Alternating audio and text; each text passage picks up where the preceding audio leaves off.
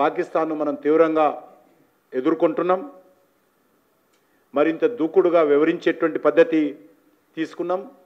Operation Sindoor తాత్కాలికంగా మాత్రమే ఆపాను తప్ప ఆపరేషన్ సింధూరు ఆగలేదని భారత ప్రభుత్వం ఇప్పటికే ప్రకటించింది.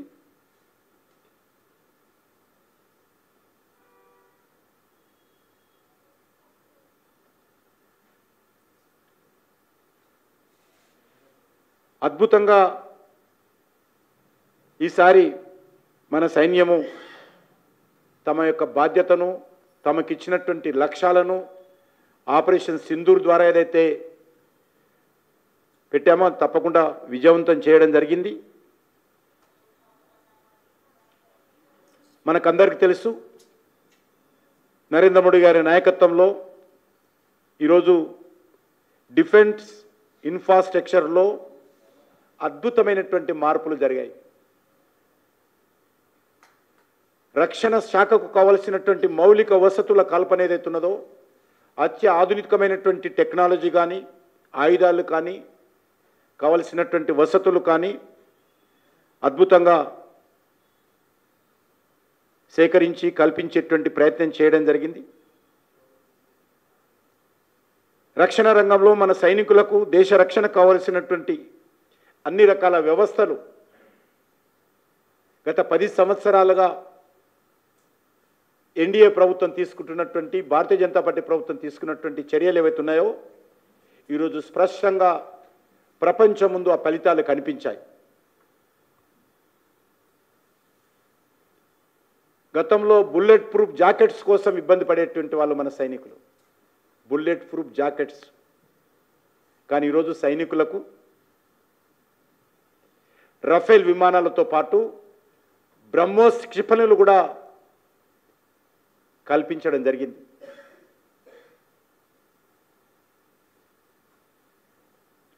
రఫేల్ ఫైటర్ జెట్స్ ప్రపంచంలో అత్యంత ఆధునికమైనటువంటి విమానాలను కూడా ఈరోజు మన సైన్యానికి మనమందరం కల్పించాం.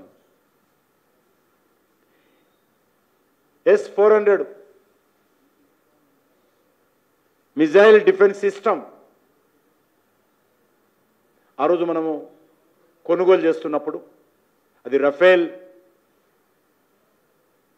ఎయిర్ ఫైటర్ కావచ్చు, S-14 మిజైల్ డిఫెన్స్ సిస్టమ్ కావచ్చు, వీటిని మనం కొనుగోలు చేస్తున్నప్పుడు ఏ రకంగా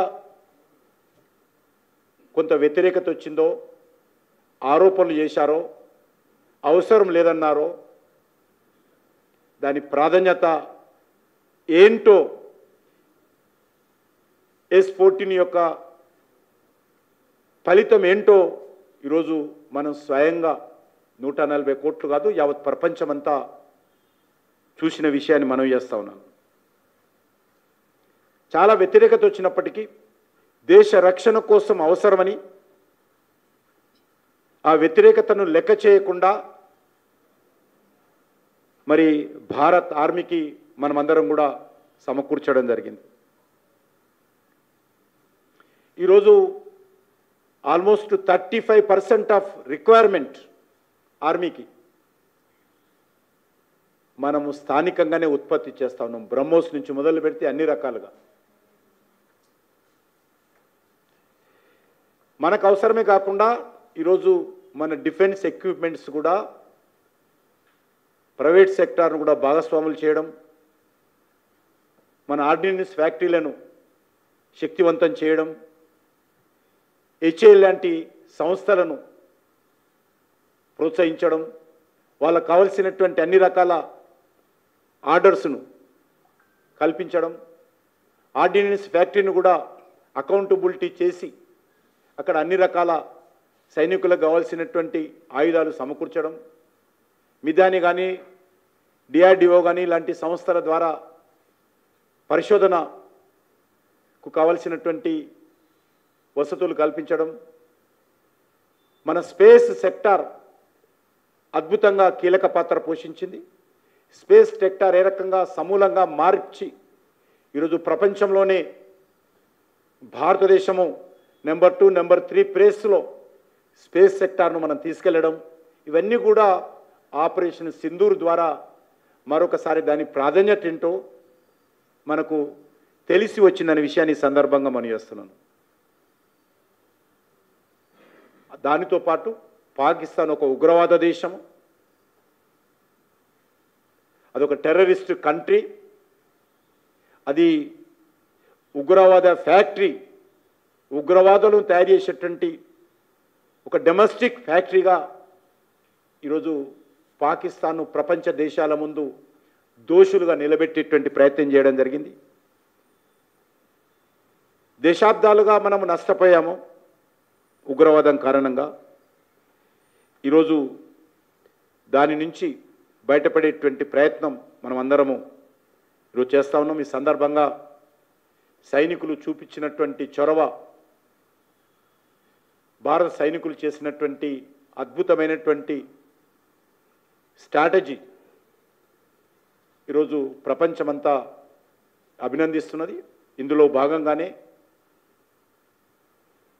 తిరంగ యాత్రల పేరుతో రాజకీయాలకు అతీతంగా సైనికులను అభినందించేటువంటి కార్యక్రమం, వాళ్లకు మానసికంగా ధైర్యం కల్పించేటువంటి కార్యక్రమం, వాళ్లకు సంఘీభావం ప్రకటించేటువంటి కార్యక్రమం, వాళ్ళకు అండగా ఉండేటువంటి కార్యక్రమం దేశమంతా జరుగుతూ ఉంది. 23 వరకు కూడా జరుగుతుంది. దేశంలోని అన్ని జిల్లా కేంద్రాలలో ఈ కార్యక్రమం నిర్వహించడం జరిగింది. రేపు మన హైదరాబాద్ నగరంలో ట్యాంక్ బండ్ దగ్గర కూడా ఈ కార్యక్రమం నిర్వహిస్తాం. ఇందులో అనేక మంది ప్రముఖులు కూడా ఆహ్వానిస్తూ ఉన్నాం. రాజకీయాలకు అతీతంగా నేను ఓపెన్ ఇన్విటేషన్ అన్ని రాజకీయ పార్టీలకు, శాసనసభ్యులకు ఇస్తున్నాను. ఇది నా ప్రోగ్రాం కాదు, భారత ప్రభుత్వం ప్రోగ్రాం కూడా కాదు, ఇది ప్రజల ప్రోగ్రాము. అయినా కూడా ఒక కేంద్ర మంత్రిగా, ఒక స్థానిక పార్లమెంట్ సభ్యుడిగా నేను కూడా అందరినీ ఆహ్వానిస్తున్నాను. యువజన సంఘాలు, విద్యార్థి సంఘాలు, మహిళలు, ఉద్యోగ సంఘాలు ప్రతి ఒక్కరు కూడా ఈ కార్యక్రమంలో పాల్గొని ఆపరేషన్ సింధూరు విజయ నేపథ్యంలో వాళ్లకు సంఘీభావం ప్రకటించడానికి రావాల్సిందిగా ఆహ్వానిస్తున్నాను. ధన్యవాదాలు.